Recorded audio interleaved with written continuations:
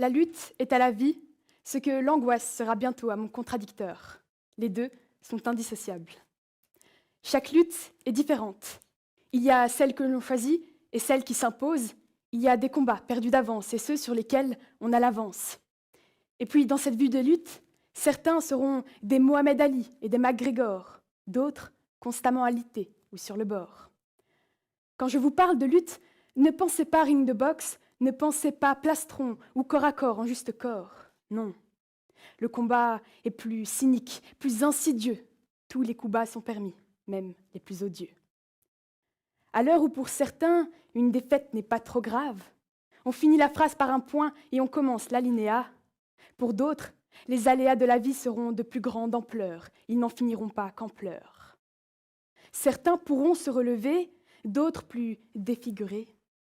Chaque épreuve est différente, chaque lutte est incertaine. Pas besoin de la force de Superman ou d'un ex-Luthor pour vaincre nos démons comme Lex Luthor. Sur ces chemins que sont nos vies, certains obstacles seront collines, rochers ou miettes de parcours. Quoi qu'il en soit, l'horizon reste loin et peu seront là, à l'appel, dans le besoin. Certains combats sont solitaires, nous et nos contraintes. L'un sortira vainqueur, l'autre au sol, niveau des plaintes. Si je vous parle de guerre, ne pensez pas trancher canon et tank, non. Les guerres quotidiennes sont celles de l'âme. Sournoises et personnelles, même avec un fusil contre celle-là, on se sent désarmé. Tant de luttes ont lieu à l'heure même où je vous parle, certaines pour soi, d'autres pour autrui. On n'en a pas toujours conscience, mais c'est à elles toutes que je pense. Je pense à ceux et celles qui luttent chaque jour contre la maladie, dont la vie est funambule et ne tient qu'à un fil. Pour eux, le temps s'effile et brûle par les deux bouts. Ils doivent en découdre pour tisser leur vie. Qui du malade ou de la maladie battra l'autre à plate couture? L'issue est incertaine et le calvaire souvent dur. Ces maladies qui nous aiment à mort et que l'on déteste à vie, ces courageux attendent, ils affrontent l'adversité, ils se battent pour ne plus être patients. C'est la tristesse qui en devient pandémique. Je pense à ceux et celles dont la lutte est intérieure, qui se battent pour résister, écarter l'addiction. Comme il est dur de vaincre une dépendance, accro au venin et à ses conséquences. À ceux dont le combat est long, se comptent en années de résistance pour ne pas retomber dans le gouffre des substances. Quand le poison est vital, la mort en devient l'antidote. Leur combat est de tout instant. Il réside dans l'abstention, le refus d'un bonheur plastique, chimère toxique. Je pense à tous ces jeunes qui luttent pour garder la tête hors de l'eau, à tous ceux à qui on promet un avenir meilleur et de plus vastes horizons. Tous ces jeunes au bord de la dépression, dans un système trop plein de répression. Tous ces étudiants qui portent sur leurs épaules le poids des tourments et qui se mettent à dos des réprobateurs mécontents. Génération oubliée quand les sacrifices de jeunesse deviennent trop importants. Le chemin est encore long et ils le savent, mais la finalité en vaudra la peine.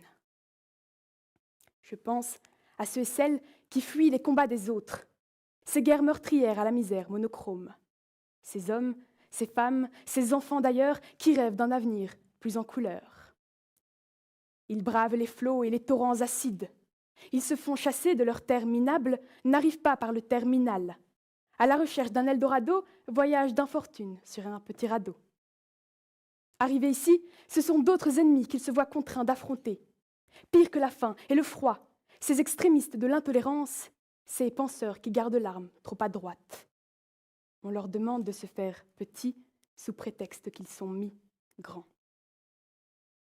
Je pense à tous ces enfants malmenés, ces enfants abusés, désabusés, ces enfants qui ont une voix mais à qui on bride la parole. Si jeunes et déjà décrèvent la faim, mais leur vie n'en est qu'à ses débuts. La peur, les pleurs, le dur labeur, les mains engourdies, le cœur lacéré par des monstres, aux dents acérées. Il était une fois des enfants innocents, martyrs jusqu'au sang. Leur combat est le nôtre si l'on veut cesser le leur. Je pense au final à toutes ces femmes nées au mauvais endroit, à tous ces hommes qui s'acharnent à ne rien laisser paraître. Je pense à cette humanité faite de petits soldats, de combats dans l'ombre et de plaies qui ne cicatrisent pas. On a tous une cause à défendre, des peurs à affronter, des convictions à incarner, des obstacles à enjamber. Eh bien moi aussi je lutte. Je lutte pour être ici, tel que vous me voyez. Je lutte contre les vibrations de ma voix. Je lutte contre les tremblements de mes mains. Je lutte pour ne pas bégayer, pour m'exposer devant un jury, pour ne pas crouler sous l'anxiété. Car non, moi je n'ai pas l'éloquence de Cicéron. Je n'ai pas la prestance du journaliste. Non, je n'ai pas le franc-parler de l'avocate ou le jeu de l'actrice. Non, je n'ai pas la voix de la chroniqueuse ou la tchatche du rappeur, car après tout, je ne suis encore que l'élève de mes professeurs. Et pourtant, je suis ici, et je lutte pour aller plus loin. À chacune sa lutte, à chacun son combat, à chacune ses armes, à chacun ses lois. On évite de baisser les bras pour lever le poing. Ceux qui vivent sont ceux qui luttent. Voilà.